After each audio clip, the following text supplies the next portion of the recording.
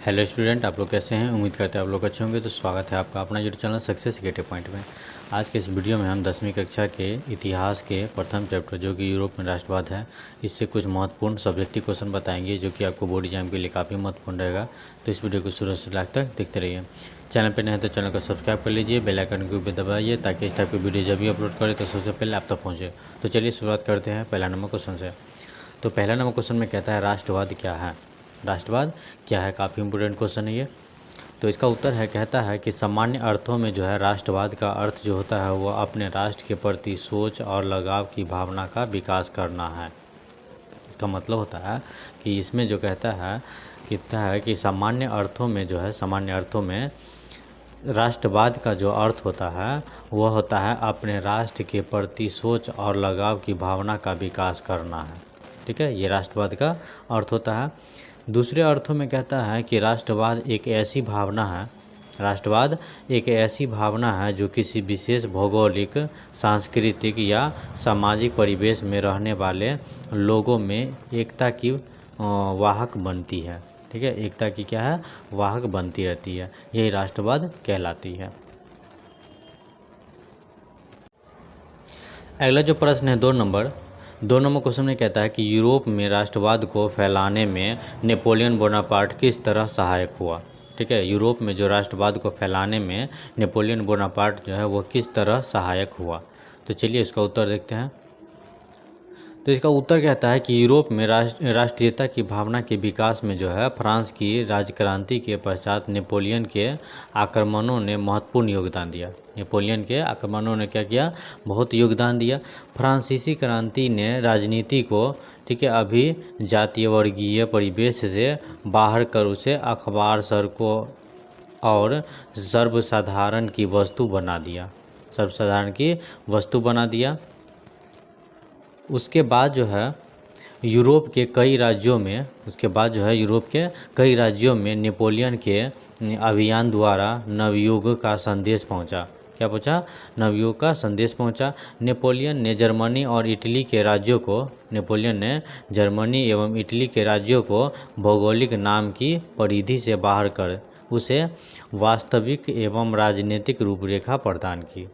कहता है कि नेपोलियन जो है, ठीक है, भौगोलिक नाम की जर्मनी और इटली के राज्यों को भौगोलिक नाम की परिधि से बाहर कर उसे वास्तविक एवं राजनीतिक रूपरेखा प्रदान की। जिससे क्या हुआ, जिससे जो है इटली और जर्मनी के एकीकरण का मार्ग प्रशस्त हुआ। जिससे क्या हुआ कि इटली और जर्मनी के एकीकरण का मार्ग जो है प्रशस्त हुआ। और दूसरी तरफ नेपोलियन की सुधारवादी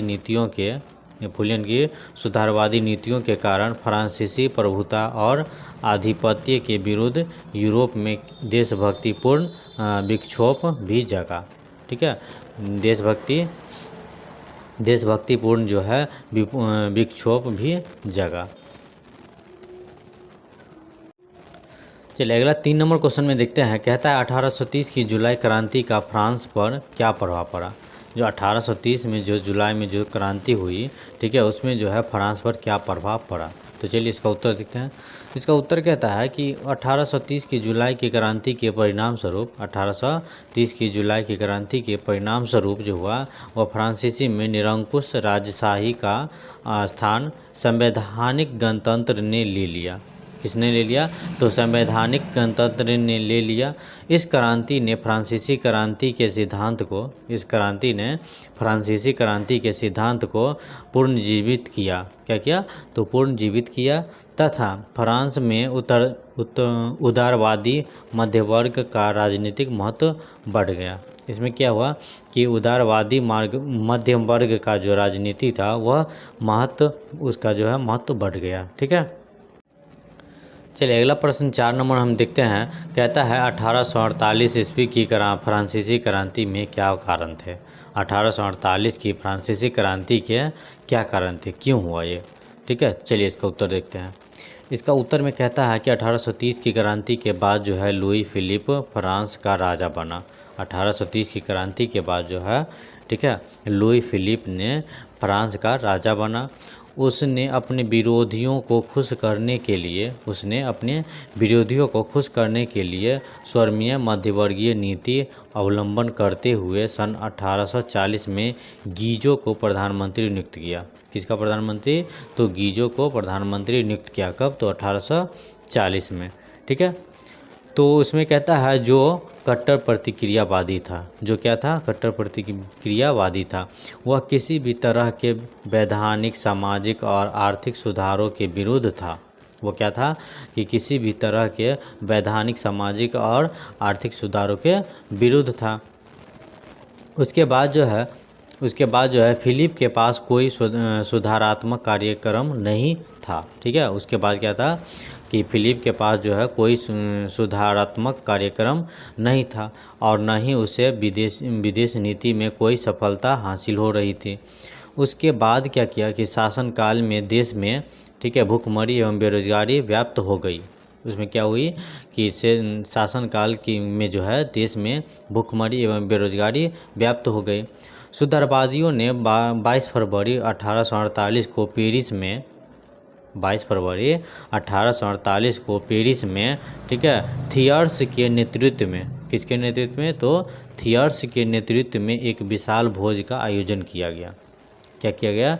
तो थियर्स के नेतृत्व में जो है एक विशाल भोज का आयोजन किया गया।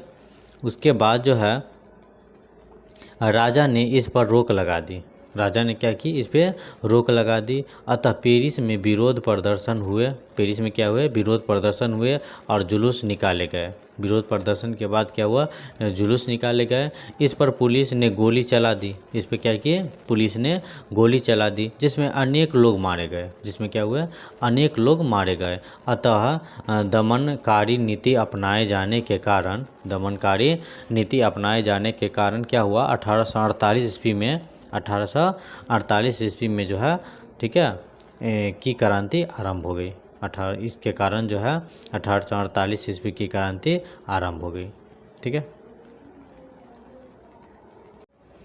अगला जो प्रश्न है 5 नंबर क्वेश्चन में कहता है कि 1830 और 1848 की क्रांतियों की सामान्य विशेषता क्या थी? ठीक है।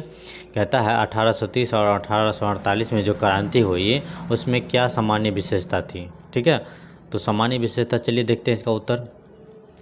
तो इसका उत्तर में देखते हैं, इसका उत्तर क्या कहता है कि पहला जो विशेषता है वह कहता है कि सभी क्रांतिकारी प्रतिक्रियावादी और निरंकुश शासन की समाप्ति चाहते थे। क्या चाहते थे?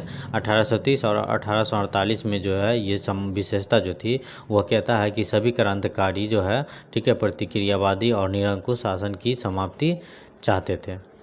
दूसरा है, कहता है वे उदारवाद और राष्ट्रवाद के समर्थक थे। वे क्या थे? वे उदारवाद और राष्ट्रवाद के समर्थक थे। और तीसरा जो पॉइंट है, तीसरा जो विशेषता है वो कहता है कि वे जो है वैधानिक शासन की, ठीक है, मांग कर रहे थे। वे जो है वैधानिक शासन की मांग कर रहे थे। तीसरा पॉइंट ये था। चौथा पॉइंट में कहते थे कि दोनों क्रांतियों की एक मुख्य विशेषता यह भी थी कि स्वतंत्रता और नागरिक अधिकारों की सुरक्षा मुख्य मुद्दा था। ठीक है। उसका जो है मुख्य मुद्दा क्या था? कि स्वतंत्रता और नागरिक अधिकारों की सुरक्षा। ठीक है। ये जो है 1830 और 1848 के मुख्य सामान्य विशेषता थी।